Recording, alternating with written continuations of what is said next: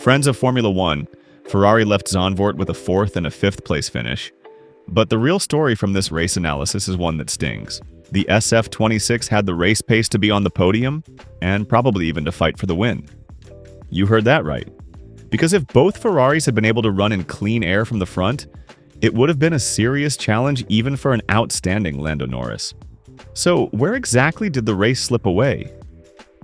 I'll explain right now because Frederic Vasseur has pointed to a very specific culprit, and it's not the one you'd expect. I'll also tell you what really happened during those tense radio exchanges between Lewis Hamilton, Charles Leclerc, and the pit wall, with the team principal finally revealing why they chose not to swap positions between the two drivers. And there's even a moment where Hamilton asked his engineer whether they were using him as a guinea pig. But the biggest news of all is about Monza, because numbers for the ADUO 2 have started to surface. And if confirmed, Ferrari would have essentially cut their power deficit in half in a single year. I'll give you the exact figure the gap would drop to. Let's get into all of it right now. If you don't want to miss any updates on Ferrari and Formula One, drop a like on the video and subscribe to the channel to stay in the loop. With that said, let's get straight into the detailed breakdown. Let's start with the most important data point. Looking at the values across all 72 race laps, the SF26 emerges as a car that deserved to be on the podium, and quite possibly very close to the top step. The development package built at Maranello throughout the season has made enormous strides, and today the car is genuinely competitive on race pace. The sprint race had already confirmed this, with the rhythm looking excellent even then. There are circuits where the Ferrari brings out its best qualities more naturally, sure, but in 2026 that's true for every car on the grid. The problem lies somewhere else entirely, and it happens at the exact moment the lights go out. Here's the central issue. When the race starts, Leclerc and Hamilton are never in a position to break free at the front, and the handicap in single lap pace is costing them dearly. Because even with a blistering race pace, fighting through the field is never a straightforward journey. And the paradox here is striking. Ferrari can count on one of the fastest qualifiers on the grid, arguably the fastest in absolute terms, yet across the first 12 rounds of the season, Leclerc has not taken a single pole position, and has started from the front row on only 3 occasions. Hamilton has managed it just once back in Barcelona. The Ferraris always begin their race weekends facing an uphill battle, needing to overtake or recover positions through strategy, and that constantly exposes both the team and the drivers to the risk of mistakes. And that's exactly how Vasseur reads it. He said he believes the pace was good with both cars and they could have achieved a better result on the day. But if anything was missing, he thinks it came more from qualifying on Saturday than from the race itself. After finishing 6th at the end of the opening lap, they found themselves too far back. But why does Ferrari struggle so much in single-lap qualifying trim? The team principal offered an explanation that goes well beyond a simple power deficit. He explained that in qualifying, the out-lap preparation and tire management matter enormously. This weekend they had a decent approach in the sprint qualifying session, but Saturday was a bit more difficult with the colder conditions. Even a small detail in the outlap can make a difference, and it requires a great deal of attention during preparation. Vasseur widened the discussion further, noting that it always helps to have better aerodynamics, better suspension, a better engine. All of that contributes. There have been races like in Spielberg where they did a better job in qualifying than in the race.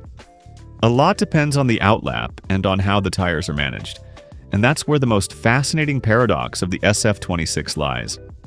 A car that is incredibly gentle on its tires during a race, but perhaps too gentle in qualifying when the exact opposite is needed, and you have to push the tire to its absolute limit for a single lap. Now let's get to the part that stirred the most debate, the radio tensions. First, Leclerc complained about the timing of his second pit stop. Then Hamilton voiced frustration at having spent 3 laps stuck behind his teammate. These were decisions driven by the tire offset strategy, which means deliberately staggering the pit stops to create a difference in tire usage and then exploit that to attempt an overtake. It's a strategy that has paid off many times in recent years, but in this case, the extra 3 laps Leclerc ran to build an advantage over Russell were completed right in front of Hamilton, who at that point was carrying fresher rubber and was very quick. In situations like that, it's almost impossible not to disappoint one of the two drivers.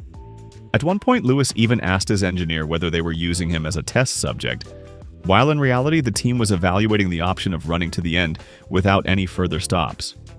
And here at last is the full explanation, which Vasseur gave openly and without deflection. He acknowledged the execution was not perfect today. They had a poor start with Charles, lost a position to Piastri, then there was another stop that didn't go well with Charles, and with Lewis there was a misunderstanding. They didn't want to communicate over the radio because at that stage they were thinking of bringing him to the end of the race without stopping. With Antonelli behind him and struggling, they decided to go to the finish, and that's the key point. That's why they didn't swap positions, because Charles was going to have to stop regardless. They probably could have handled it better, but it was difficult to explain the situation to Lewis without revealing the plan to their rivals. Vasseur closed the matter calmly and without drama, saying he doesn't believe they lost anything as a result of that decision.